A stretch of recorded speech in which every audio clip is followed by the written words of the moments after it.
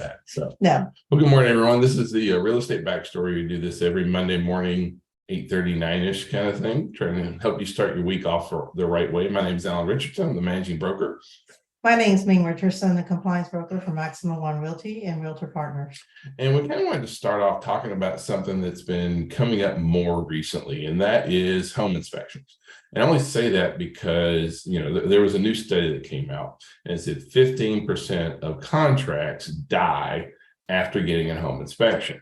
And so on one hand, I'm like, we need to be protecting our clients. I'm not saying don't get a home inspection, but we do want to be very clear about, like how we should do a home inspection, how we can help, not lose, Our 15% of the deals, well, that kind of stuff. We work really hard getting a deal under contract. So sometimes it's about communication with home inspectors. And while home inspector has to cover their asset, so they have to disclose everything. But sometimes is the wording of that description that might be misleading for a uninformed buyer. So your job is to kind of be a mediator between the two and really get a understanding what they're talking about, because sometimes just be a minor infraction, but it can cost big dollars down the road if not maintained or a quick fix. Well, we find that the agents that lose the most deals at inspection are the ones that don't show up at an inspection. And so, especially like for first-time buyers, these folks have no idea. They show up at an inspection and, they show up with a home inspector, they stroke him a check, and then immediately, it's like, oh, well, I found this and I found this and I found this. And then everything sounds like it's a really big deal at that point, especially when, if you don't know what the process is. And then some of our home inspectors write some of their comments, which are more about covering their assets than really necessarily protecting our clients. I've seen home inspections that say, a licensed, bonded, and insured electrician must replace the missing switch plate cover, or a licensed general contractor must replace the missing elbow and a downspout. Some things just need some common sense, but if you don't show up, it's not going to help. You're not going to fix it. And when he says show up, doesn't mean you have to be there for the whole duration. Just so you know, most inspectors prefer to do their job. And last 30 minutes of inspection, they'll go over, basically point out different areas and let you know what they saw as a attention needed product. Well, but if you're a realtor and you're showing an occupied property, or there's an occupied property that you have an offer on, and the inspector is there on your behalf, you're expected to be there. So, one other thing that we expect from our home inspectors is to definitely make sure that we need that report quickly. If they're not going to be quick, they're not going to last. Not out to anymore now. The inspector actually typing a report as they go along. And actually, there are some companies that actually generate a report right there and then. So that's good to have. Not everybody can do it, but usually I know the turnaround time are less than 24 hours, 9 out of 10. And then, just because you have a home inspection list, we have to make sure that we inform our clients. Very much it's market dependent. It doesn't mean I'm going to, everything becomes a negotiation, and we start negotiations back up. And sometimes buyers think that, well, I got a 45-page home inspection report. The seller's going to make all that right. Yeah. No. That's not going to how it's going to be. And so talking about them, we're looking for deal killers. It's really the cheapest insurance that they're ever going to get. Just kind of wrap this section up, like, hey, Ming, do you need a home inspection for new construction? Absolutely. Just because the building permit has basically approved the CO, sometimes, there may be other thing that they're not looking for. So if you have a client that's very meticulous, I definitely always recommend a home inspection. Yeah. So with the new construction, just so you know, is stages, okay, of the building construction. And yes, the inspector has to be certified for the builder to allow them on premise for inspection. Yeah. All right. Now, mortgage rates, again, this week went up. And so part of it, the Fed raised the federal funds rate last week, but then we also had a couple of weird things going on. Yeah, the Fed's rate, raised it. However, we also had a downgrade of the U.S. credit rating. And so how that's going to really fall out, all that kind of stuff, the markets are very much, well, so far they don't seem to care that much about the downgrades. It bothered me, I think, a lot more than it bothered the markets. Well, it does reflect the stability of the US economy. So therefore, anytime we're being, and it's just like anything else, when you're being downgraded, it's always gonna make an impact. Yeah. So, So anyway, we are expecting rates to start easing, but sure, like right now, we're still in that limbo mode at the moment. And that's been really, really hurting for a lot of our buyers out there. Now, one good thing that's going on is that mortgage holders who have a 5% rate are twice as likely to have plans to sell their home. And so that's a pretty good overall. What we really see is that anyone that's in the 4% up, that's like the magic moving point. If they're below 4, we're not seeing where they're not listing properties. wow, their property is a gold mine for them. Yeah, I mean, they're sitting really, really pretty on that. And so like asking a simple question like, hey, what's your current, interest rate is a pretty good tell on whether the sellers are actually really serious. Think about it. I mean, why would they want to lose a monthly mortgage payment that's way cheaper and they can find out there unless they really need to downsize? You still have folks who want to go see the grandkids, and you have jobs, you have the family. Downsize or upgrade due to family situations. So those make a difference. Now, on the positive side, there was a new study that just came out from Zillow and said that about 25%, of homeowners are considering selling in the next 3 years. Actually, it's the highest percentage of people considering selling since they started tracking the stat. Well, since quarter 1, 2021, when we are in the height of the market. So there's more incentivized seller that wants to sell, but it has to be the right perfect storm. So once again, ask the question, ask what your client, what they need.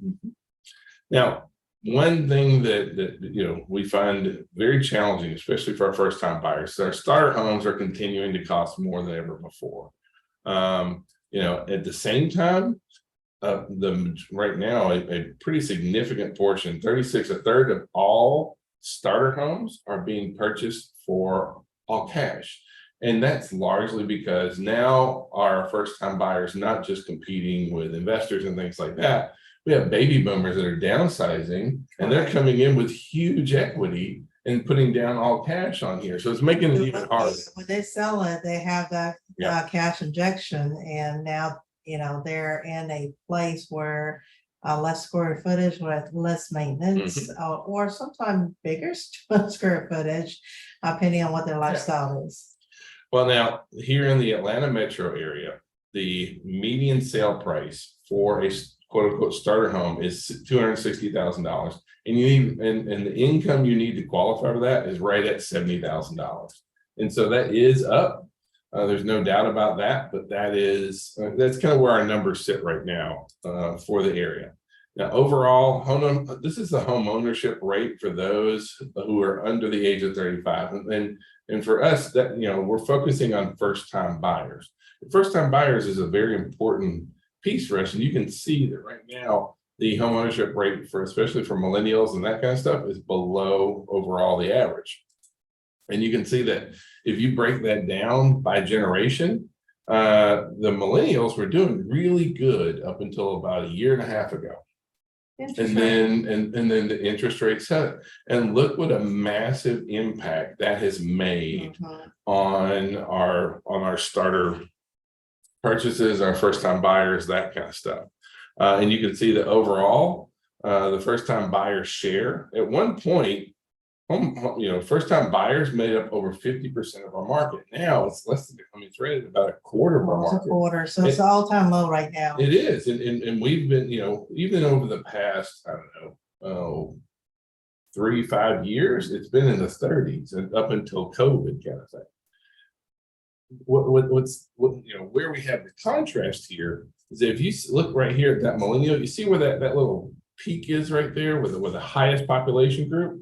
We have the largest population group of millennials right now all reaching first time buyer age. And so we have a ton of pent up demand. Now, where are they living? And so we found this to be, I mean, incredibly interesting, because in the past, 75 to 80% of our millennials were living in an apartment. Well, now 27% are living with family.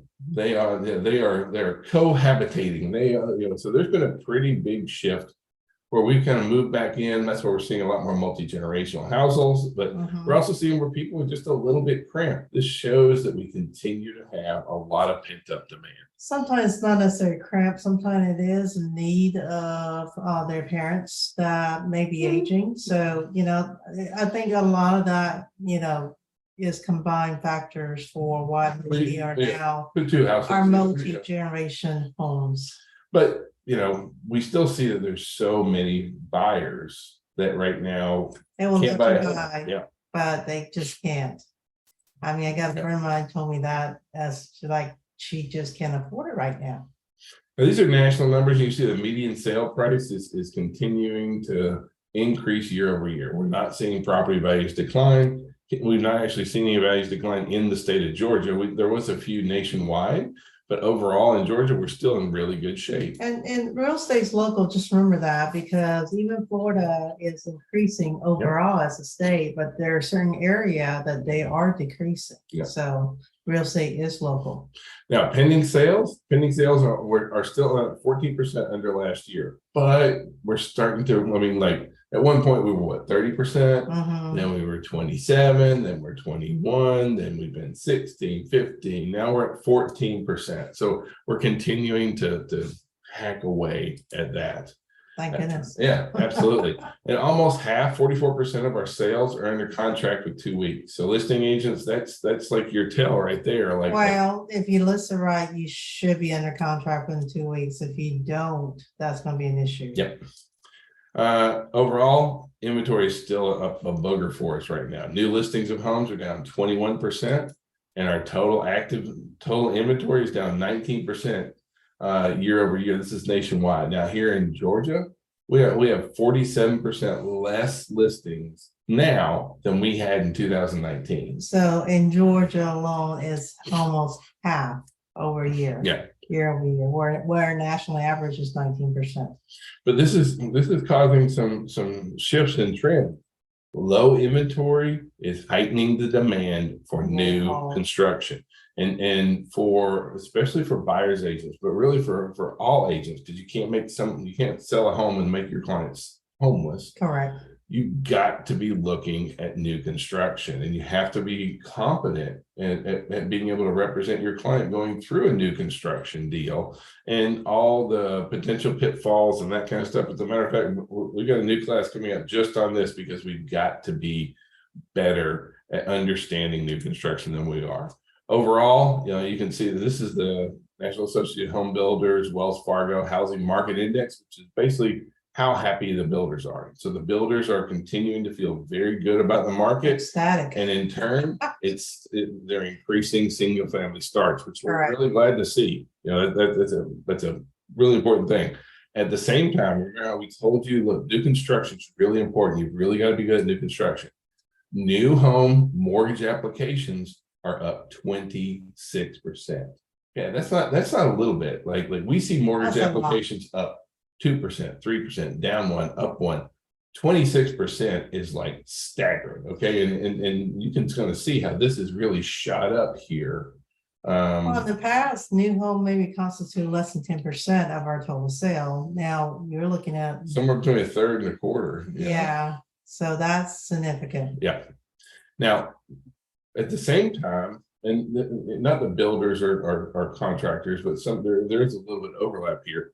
We're also starting to see kind of an uptick in contractor scams. Like if you've tried to find contractors right now, they are, it's a very much a needed trade. Good contractors are I mean, first of all, it's not going to be cheap, but we also have to make sure that we're doing our best to prepare our clients on avoiding scams.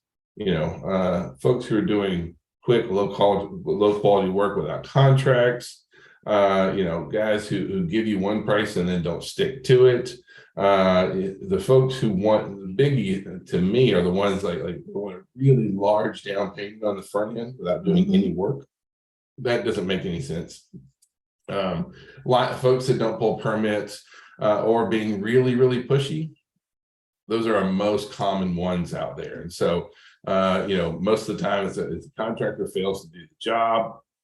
Contractors who are arriving late or adding on a bunch of crazy fees that weren't listed. That's the ones who land on crazy fees are the ones who tend not to have contracts. They'll be like, oh yeah, that's an extra $200. In real estate, if it's not in writing, doesn't count. So when you have a contractor that is being very evasive and also adding fees here and there, oh, well, we opened the wall and now is this, these are things are sometimes unforeseeable, but make sure there's evidence of those issues or defects. What we find is that because we all know as industry, labor are hard to get right now. And so therefore there's a lot of fraud, and not just in contractor. I will tell you guys, there are people act as seller out there right now that are fraudulent people, and they're there to deceive you, the realtor, and also the other side. Yeah. All right. Well, the U.S. market is now open. And so when it comes to where are our foreign buyers coming from, I actually found some really interesting information. So China wasn't that surprising, but Mexico is the number 2, followed by Canada, then India. The number 5 is Colombia. More people move to the U.S. from Colombia than just about any. And like the positive part for us working with a lot of foreign buyers, over half of them pay cash, which is really nice. You don't have to deal with a whole lot of issues on there. Now, what's interesting is actually it's at its lowest volume right now. Right. Oh, it's never been this low. But even though the US picked up coming out of COVID, I think a little bit faster than a lot of other countries, a lot of these other countries are just now really starting to open up. So we're expecting to really see some numbers really shooting back up, because you can see that since COVID, it's been just really, really down. There's still a lot of people. So make sure that if you have opportunities to work with foreign buyers, it really is a really nice kind of touch. Now, this is I wanted to share a Zillow Redfin partnership that's coming out. And it's something to kind of be conscious of, because we talked about how you need to be good and competent at new construction. Well, Zillow and Redfin are, in my opinion, kind of skirting around some things here, because the way our MLSs are, our builders don't have to put those properties in the MLS. And so what a lot of builders are doing is they are going directly to Zillow and listing their properties on Zillow and not in the MLS. So if a construction has a sheetrock, if it's compulsory by rule and regulation of both Georgia MLS and FMLS, you have to list them once the sheetrock is up. So agent, if you're doing pre-sale, no, it does not have to be in MLS listing. But there are some rules and guidelines. Please consult with your broker on this. Well, but what we're seeing is that the builders are going out and they're putting out all the inventory they have coming up on Zillow. And then now Zillow has decided that they're going to partner with Redfin. And so now what we're having are clients who are coming to us saying, hey, I found this new construction home. And they go out there and they put the stock photos and do a whole 9 yards. But they're like, I found all these new construction homes on Zillow or Redfin. And then we're standing there looking incompetent because we pull up the MLS and we're like, there's nothing there. And so while on one hand, I know that this is market driven because, the builders are trying to take advantage of not having to co-op with agents, right? And so for them, it makes a lot of sense. They can put all that out there, just work with their on-site people. That I believe that's their real goal. And then they don't just split commissions. So I can understand from a business point of view why builders would be doing that. But we need to make sure that, and as weird as this sounds, if your client tells you that, go to Zillow and Redfin, look up those new construction homes. I'm not like I hate that we have to kind of go that route, but I also don't like standing there with egg on my face, looking at my clients like, I don't know, like we just kind of, I have no idea where any information about that. So just understand that we are seeing more listings that aren't going through the MLS, and we need to be prepared to handle those. Absolutely. All right, remember our weekly accountability meetings every Monday morning at 9 o'clock in all of our offices. We really encourage you to come out and be part of that. And then in 2 weeks, we have Tom Ferry's Success Summit. We are live streaming that from Texas to all of our offices. We're going to have breakfast and lunch every day. We're going to have a really good time all 3 days. The amount of content they're covering is just staggering. And so we put the big screen up there and we share all the information. We have the workbooks, and when they stand up and go nuts, we stand up and go nuts, and we have a really good time. And every time we've done this for like 8 years.